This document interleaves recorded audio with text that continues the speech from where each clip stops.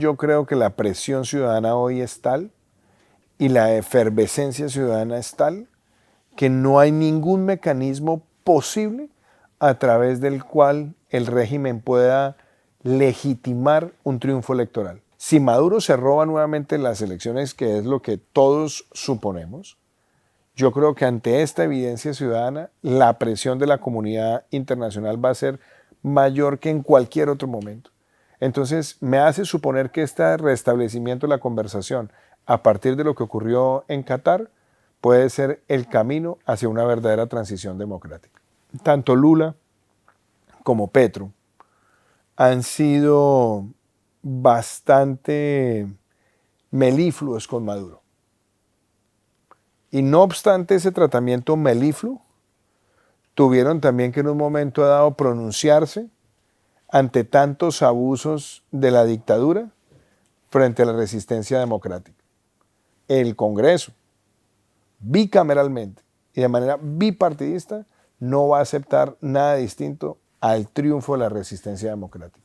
Solamente en esos tres fenómenos, aislacionismo, proteccionismo y antimigración, yo creo que hay un elemento de suma preocupación. Y uno no sabe si al final del día, con tal de ganar las elecciones, uno u otro candidato, esas posturas se van a radicalizar y van a hacer más difícil el margen de maniobra después de enero del año 2025. Yo creo que ese es el verdadero debate, más allá de si tienen la edad o no están en las condiciones físicas de otras épocas, porque el solo hecho de que los dos candidatos estén al borde de la expectativa de vida, pues muestra también lo atípico y obviamente lo circunstancial que puede ser la próxima presidencia. Los gobiernos del Foro de Sao Paulo y del Grupo de Puebla normalmente trabajan con 4 actos.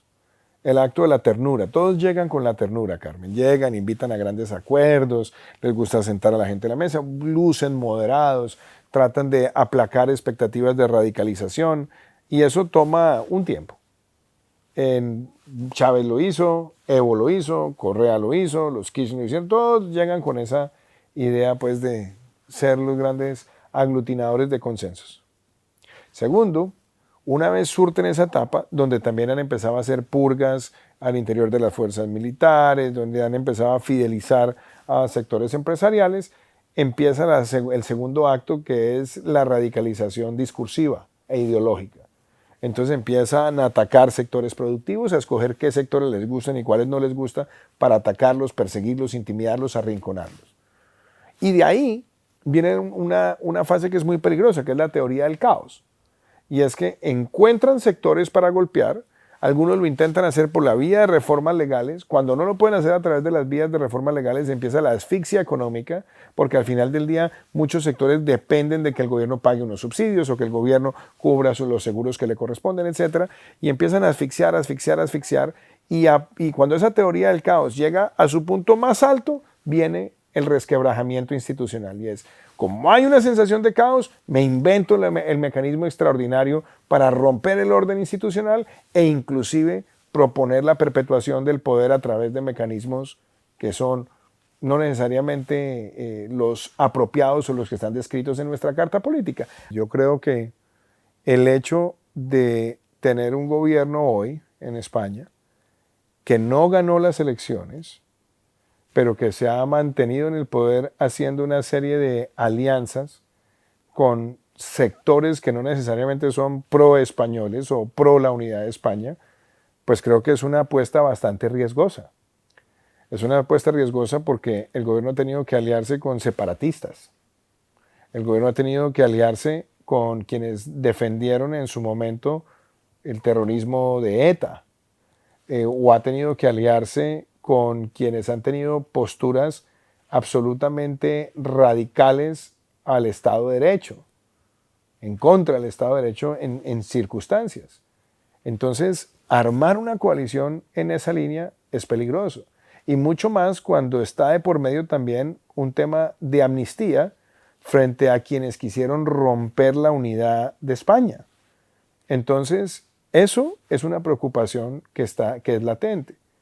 Y dos, yo creo que hay que tener mucho cuidado con que la institucionalidad de las democracias, y sobre todo las que son más sólidas, no se resquebraje a partir de la politización de la justicia y la judicialización de la política. Y muchos gobiernos de izquierda en Iberoamérica han tratado de capturar el poder judicial para utilizarlo como una herramienta de intimidación y, por qué no decirlo, de represión, e inclusive algo muy peligroso que es ideologizar la administración de justicia. No es descartable que Bolivia pueda entrar en una situación de cesación de pagos de deuda. Y entonces hoy el presidente Luis Arce Catacora está arrinconado por el propio MAS y por el propio Evo Morales, que tiene el deseo de volver al poder. Creo que Javier Milei está aplicando la quimioterapia necesaria para enfrentar el cáncer de la hiperinflación y de la irresponsabilidad fiscal activada por los Kirchner, y eso tiene costos.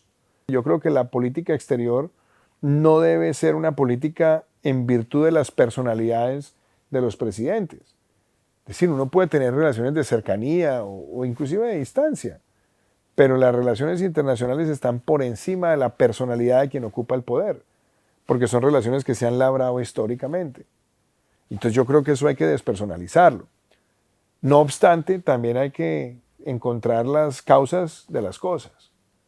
Y más allá de si estoy de acuerdo o en desacuerdo en la forma en la que él ha manejado la relación, por ejemplo, con el gobierno español, yo creo que hay unos antecedentes que no son positivos. ¿Qué hacen ministros del gobierno español lanzando diatribas y ataques en redes sociales con un candidato en un país como la Argentina? En términos bastante displicentes, bastante despectivos y que no son propios de quien ostenta un cargo en representación de toda una nación. Ahí es donde empieza el problema. Eso no quiere decir que se justifique la reacción frente al problema, pero lo que no podemos es eludir que esos hechos anteceden lo que hoy está ocurriendo y frente a lo cual nunca se pidieron disculpas, frente a lo cual nunca se corrigió oportunamente. Entonces creo que hay que desescalar para despersonalizar esos debates de política exterior, pero también creo que es importante y procedente que hagan los mea culpas quienes se dedicaron a tratar de intervenir en un proceso electoral de un país frente a lo cual no tienen ninguna atribución. Pero dejamos una economía creciendo al 10.8 en el año 2021, más del 8.5 para agosto del año 2022. La economía del año pasado creció el 0.7. Muy posiblemente este año esté apenas llegando al 1. Vemos una caída de la inversión extranjera directa notoria, caída en las exportaciones, incertidumbre. Vemos además un deterioro terrible de la seguridad, se suspendió la erradicación manual, se ha sido condescendiente con los grupos armados ilegales, con ceses del fuego que, como lo han dicho los propios funcionarios de las fuerzas militares, han permitido que se fortalezca la capacidad agresiva del terrorismo en Colombia. Vemos además una caída protuberante del sector de vivienda, que es esencial para el crecimiento de la economía, caídas en las ventas de vehículos, afectación en la clase media, una reforma a la salud que se quiso presentar para nacionalizar el sistema y, como no se pudo aprobar en el Congreso, asfixiar a los prestadores del servicio, y ya vemos a prestadores del servicio que se quieren salir del mercado y del negocio porque no quieren someterse a la persecución que hoy el gobierno les ejerce. Entonces vemos una Colombia que claramente está deteriorada, resquebrajada, pero también veo una Colombia donde se está empezando a evidenciar la aparición de personas que quieren gobernar en el 2026, que quieren presentar propuestas nuevas, y yo creo que Colombia debe caminar hacia una gran alianza nacional republicana, donde más que pensar en partidos, pensemos en el país, en la patria, y que quienes quieran ser presidentes puedan encontrar un mecanismo electoral de convergencia para unificar una postura y derrotar la demagogia y el populismo que encarna este gobierno y que ha dicho que a todas luces quiere perpetuarse, bien sea en cabeza del presidente con un mecanismo hechizo o buscando un candidato obsecuente a la filosofía del gobierno. Es peligroso el correísmo. Hoy el correísmo está conspirando contra el presidente Noboa. Es evidente en Ecuador. Rafael Correa ahora quiere incendiarle el país a Daniel Noboa para que Daniel Noboa no sea una opción en las elecciones de febrero del año entrante. Hemos visto en Argentina ya los Kirchner y sectores radicales quieren incendiarle la calle a Milei para que la terapia de choque que le está empleando para recuperar la economía no funcione. Y vemos también cómo en el caso de Bolivia, el propio Evo Morales está conspirando contra Luis Arce. No solamente ahora quieren separarse de él, arrinconarlo y tratar de echar la culpa de todo el desastre económico que el propio Evo incubó, sino que también están tratando de volver al poder para perpetuarse a través de otros mecanismos. Es esa forma en la que estos gobiernos operan. En el caso también de Centroamérica, hemos visto lo que pasó en Honduras.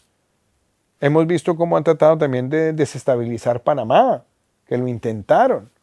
Entonces, aquí no podemos llenarnos solamente de lamentos. Aquí lo que tenemos es que entender cómo opera el Grupo de Puebla, cómo opera el Foro de Sao Paulo y cómo lo vamos a derrotar argumentativamente, políticamente y defendiendo los valores que realmente están generando progreso. Que lo resumo en esto. ¿Cuáles son las economías de mejor comportamiento hoy en América Latina o los países de mejor desempeño y con mayor capacidad de atraer inversión? Miren lo que está pasando en Dominicana. Ahora, frente al presidente Sánchez, yo puedo decirle, yo tuve con él en lo personal una muy buena relación en lo personal. Fue el primer presidente de gobierno que me visitó a mí en la presidencia en Colombia a finales de agosto del 2018. Visité también España, fue el primer país que visité como presidente electo, o el segundo país después de los Estados Unidos, y fue uno de los países donde tuve visitas de Estado quizás más nutridas y además con lindos recuerdos. Creo que hay relación estratégica en muchos temas. Pero mi preocupación más allá de esto, y yo creo que es la que también tienen muchas personas en América Latina, es cuál puede ser el costo para la democracia española que se mantenga un gobierno teniendo que hacer transacciones con sectores que han sido tan enemigos de la unidad de España. ¿Y cuál es la consecuencia que puede traer para la democracia española el consolidar un gobierno con sectores que han tratado de justificar la violencia en el pasado como método de hacer política? Yo creo que hay mucha preocupación de muchos sectores en eso.